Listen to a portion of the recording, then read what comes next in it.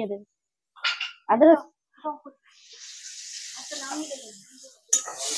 আমাদের রান্নার জায়গাটা দেখেছেন বন্ধুরা, একদম আমরা আছি সেকেন্ড ফ্লোরে নিচে, আর রান্নাটা করছি একদম ছাদের উপরে।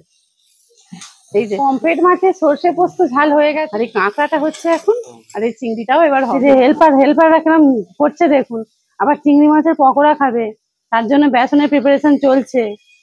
মা ধনেপাতা খুঁজাচ্ছে আর ভাই পেঁয়াজ ঘষছে।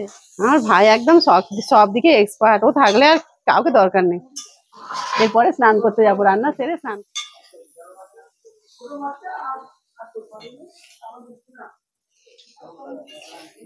কাঁকড়ার তরকারি করতে হবে না, ফ্রাই খেয়ে নাও, একটু জল দিতে হবে ওতে। এগুলো সব কাঁকড়ার ঘি বা ডিম যাকে বলে। বলি মা, কাঁকড়া দিয়ে আলু দিয়ে আদা রসুন পেঁয়াজ টমেটো দিয়ে সুন্দর করে রসা হবে, বাড়ির মতো রান্না। চিংড়ি মাছের ফ্রাই হবে বন্ধুরা। ভাই আদা রসুন পেঁয়াজ ধনে পাতা দিয়ে সবকিছু ম্যারিনেট করেছে, এবার চিংড়ি মাছটা ওর মধ্যে দিয়ে দেবে। আদা রসুন,